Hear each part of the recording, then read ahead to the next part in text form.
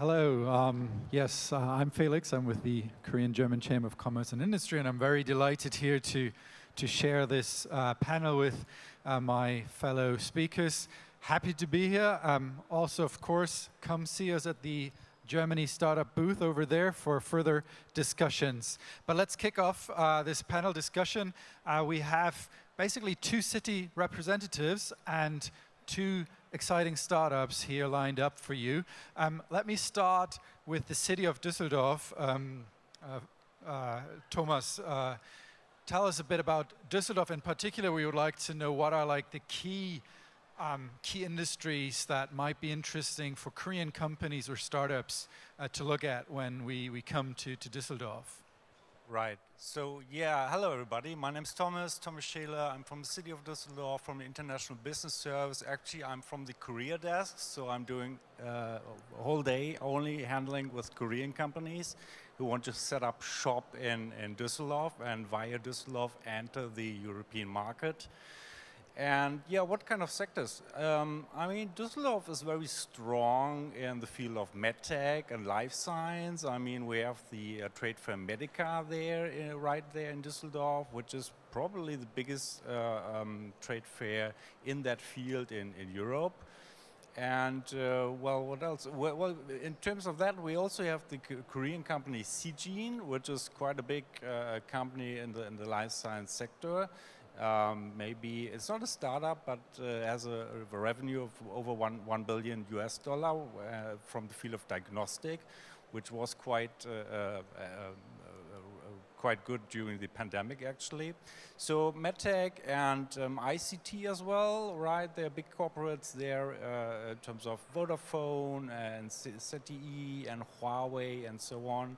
And actually, what excites me personally the most is the green tech sector, right? I mean, if you look at the news in terms of GDP growth, what is going on in the European Union, but also, unfortunately, in Germany at the moment, there's not a lot of growth. But if you look at the green tech sector and green tech market, actually in NRW, which is North Rhine-Westphalia, Düsseldorf, the capital city of that state, we have over 7% growth in that green tech area and green tech market. And I think there are great market opportunities for startups or from Korea to be in that field in Düsseldorf, yeah. Excellent. Green tech, we'll come to that in a minute. But let's move over to the capital. Some people even name it the capital of startups in Germany, Berlin. Anna, tell us a bit, what is Berlin Partner doing and how are you supporting internationalization of companies? Share a bit more about that, please. Yeah, thanks first of all for having me here on the stage. And I'm Anna from Berlin Partner. It's the business development agency of Berlin. And we work basically on two ways. One is that we support Berlin-based companies in their international expansion. So we have already been here last year with a delegation with Berlin-based companies that want to expand to Korea. And I'm happy that we are now back and having Germany as the guest country of honor.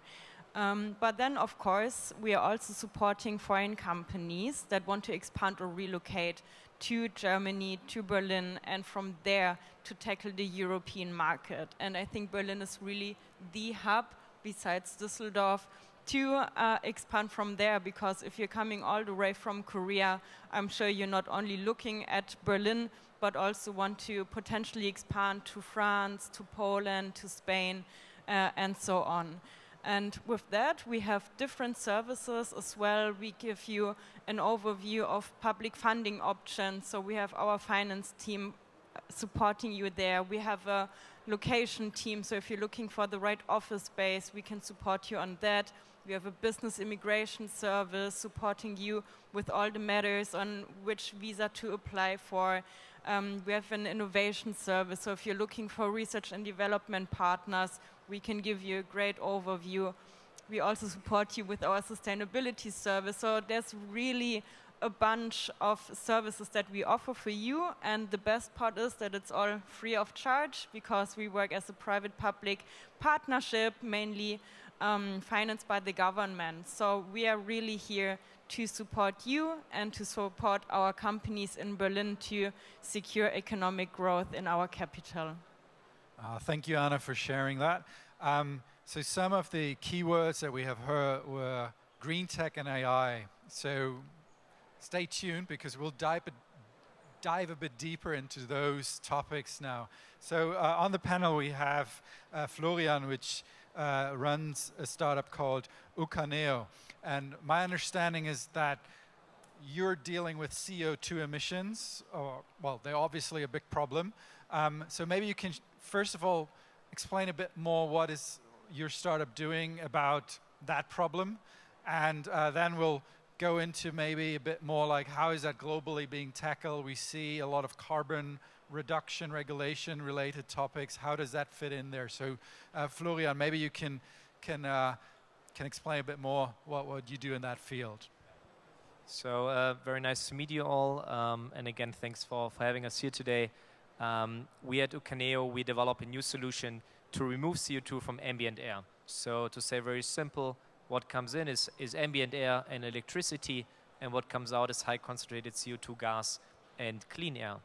And we started with this because if you look at our climate targets worldwide, to achieve our climate targets, we have to remove billions and billions of tons of CO2.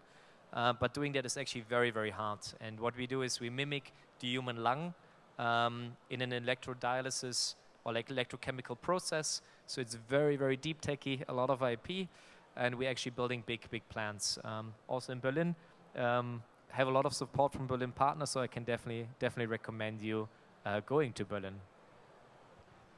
Well, let me also add, we're extremely happy that you made it. It took him only 3 days to get here because the airspace was closed where you flew through Korea. So that's great. So let's move on. Also, we have Marina on the panel who works for a startup called Workist. So I understand you're helping people to be more productive or focus on what matters. So maybe briefly, what is Workist doing? And maybe then we can talk a bit more like how are you scaling from Berlin into the world?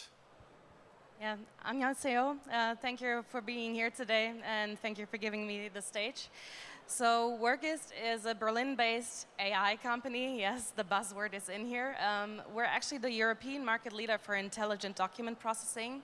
And our vision is to free sales teams from repetitive manual work. So it started very simple. We thought, okay, let's go to companies, talk to them, and see what are the things that stress them out the most in their day-to-day tasks. And what came back to us was order entry, order entry, order entry. And why is that so stressful? Because it's all manual, it's all repetitive, and there's no real value for the person that is sitting there and typing in those orders into outdated systems. So from this came the vision to basically relieve those teams of the manual repetitive work that is not adding value to their company or their day-to-day work, and give them back the time to focus on what really matters and drives growth for the company, to nurture customer relationships, to bring in more sales, and use all the knowledge that they have for driving value. Thank you very much. So let's move back to Germany. Let's move back to Düsseldorf. Thomas, you mentioned a bit some of the key sectors relevant. Let's also talk a bit more. How does the city of Düsseldorf support startup? I mean, how can you help them settle in? Maybe you can share a bit about that, and maybe even give an example of a collaboration between Korea and Germany. Right. So I think you have to see what the city is offering itself. So we, from the International Business Service, actually we're about 12 people handling several countries. And we have several, offers or services, you could say, for international startups. For example, we have a welcome package, you know, if you want to test the market, but you're not really sure about the European market yet, you can have 3 months of office rent for free from us in a co-working space. We'll help you to match with the big corporates. I think this is one advantage for Düsseldorf. A big advantage is that you have a lot of big companies, big corporate companies that you can, well, maybe they like your idea, you're pretty innovative, and then they invest in you as well. So it doesn't always have to be venture capital companies, can also be big corporate companies. And what we do as a city as well, we have many very popular trade fairs. We do hackathons like startup competition, where you can participate via video call, so you don't have to come to Germany before, and pitch your idea, and then you can win a free booth at Medicar. Or we also have a quite popular green tech trade fair, which is called Circular Valley Convention. It's all about circular economy, and yeah, this is something we can do for startups. Quick commercial break. Medica takes place in September in Düsseldorf. It's a big trade fair on medtech, so you may want to mark that down. One more reason to come to Germany. Let's move over to back to Berlin. You've been here before, Anna, so you know maybe a bit. Obviously, you know the ecosystem, the startup ecosystem in Berlin, but if you compare it to Seoul, what makes these two startup ecosystems so exciting in your opinion? Yeah, very good question. I mean, in a way, Seoul and Berlin have many similarities. They have a really buzzing startup ecosystem with a lot of innovation coming out. And I think that's why we are here, to exchange ideas, to see what is out there, what is the state of the art, and to collaborate. Because as we already have heard, we have the Germany booth over here, and we want to showcase what our companies in Berlin have to offer. But then, of course, we want to also exchange with you and how we can bring innovation from Korea to Berlin. We heard a lot about AI, but we also work on, basically 5 clusters in Berlin, which are really prominent. So we work, for example, on ICT and media and creative industries, on pharma and medtech as well. Yeah, similar as to Düsseldorf, we always attend the Medica as well. It's also about transportation and mobility. It's about optics and photonics, and also energy technology. And within those 5 clusters, we have AI technologies as well. And yeah, I'm happy to talk with you and to connect with you and tell you more what we have to offer and what is out there in Berlin. All right, thank you very much. Florian, let's get back to green tech again. You mentioned a bit what your company is doing. Can you explain a bit more how do you deploy large industrial plants? Like, how can they implement cheap energy solutions or cleaner energy solutions? And maybe we'll start with that, and then I'll have a follow-up question on that.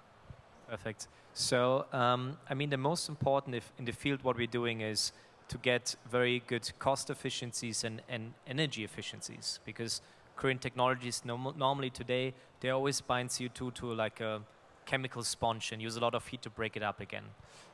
What we do basically is bubbling CO2 into a liquid and bubble it out again. And we do that all with electrochemistry, so it's very energy efficient. Actually, we just built our first large pilot. Got the first data 2 weeks ago, and showing we have one of the most energy efficient systems in the whole world.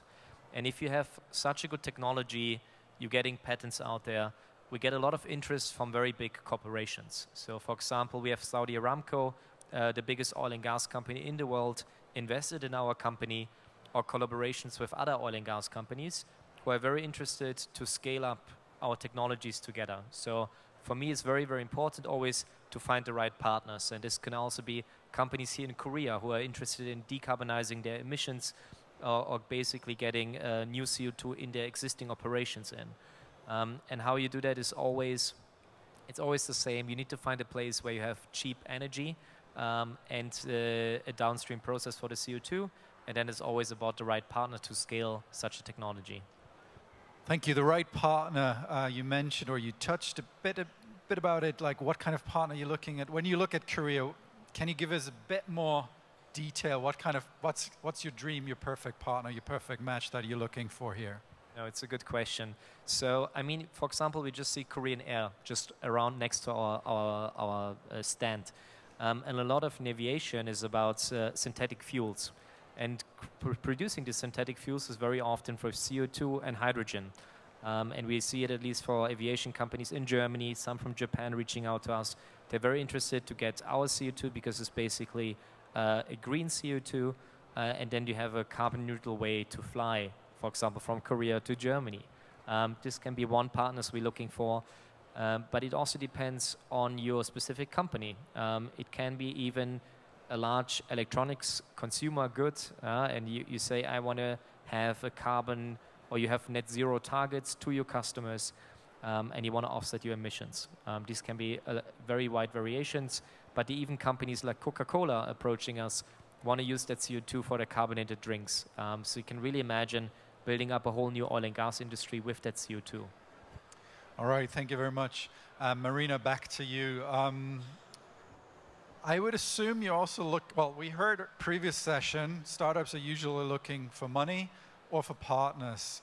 How about you? I guess you would also be looking for partners. Maybe you can share a bit more on that front. Yes, that is correct. So basically, we've started our market exploration, also joining some of those accelerator programs that have been promoted, for example, in the previous session. So I can definitely recommend, because it's a great way to enter a market and really discover it, get in touch with people that you would not get to know just by, venturing out, being on the ground and trying to figure it out on your own. Yeah, I would have never known where the Korean or Seoul startup street is had I not joined the German accelerator program that brought me there and also connected me with those people. So first thing is to build a network basically, and then we are trying to explore partners. Yes, not funding partners that are system integrators, for example, that can bring our technology to the ground here in Korea. So we've done some exploration before. We've been to Japan as well, and it's the same there. Also true for a lot of companies basically in Germany. Not all companies have in-house tech, and they use, for example, system integrators, consultancies, and so on, that help them manage their systems. And those would be ideal partners for us because they already know the entire landscape that we are integrating to, and they can basically charge for the implementation. We provide the solution, and I think it's a great matchmaking. Yeah. All right, yeah, so that sounds very exciting. Let me stay with you. Talking about partners, it brings me to collaboration, right? So if we look at Germany, Korea, the connection, the collaboration there, which areas do you think would we see a lot of potential in particular? Are there any areas where you say, okay, we'll really have to focus on those? So I think, of course, I have to say this, I'm biased. Definitely those areas where people are wasting time on tasks that are not value adding anymore. So what I hear on a daily basis, I was a customer success manager before I became the go-to-market and product enablement leader. And what people were telling me is, we've been doing this for 40 years, and just nobody has questioned it. And I think that's not where we can stand, basically, at this point in time. There's so much innovation going on, but we really need someone to implement it, to use it. You can build the best thing, but if no one is using it, then it's also not making the impact that it could have. So that's why we need ecosystems, that's why we need networks that basically build on this, that engage us with those companies that actually need this innovation. And then hopefully we can bring more automation for those repetitive, non-value adding manual tasks. Yeah. All right, thank you very much. Florian, you mentioned already that you have attracted quite a few exciting partners, big names. So obviously there's a story of success there. If you would give an advice to, let's say, other startups, maybe particular Korean startups interested in Germany, what would it be? I mean, maybe a lesson learned from your end, or key success. You want to share a bit on that front? So I would always give two advices. So number one, really think about what is the problem you're going to solve. You probably heard it a million times, but identifying a problem is not coming from reading a market report. It actually comes to talking to customers, asking really companies, what is your problem? And the second one is, don't reach out to companies as soon as you need them, basically, or if you have a problem. always try to build up the relationship before. With some companies, we've known them for 2 years before we did a pilot together. Others, like a year. So I would always say, do these 2 things, and then you're probably on the good side. All right, I'm looking at the watch or clock. We're out of time, so let's continue this conversation back down there at the Startup Germany booth. So you're all welcome, all invited. Please join us. There's free coffee too. And then join us, our friends from Düsseldorf and Berlin, and of course the 21 startups that came all the way from Germany. Thank you so much for being here with us, and we will very much welcome you at our booth. Thank you.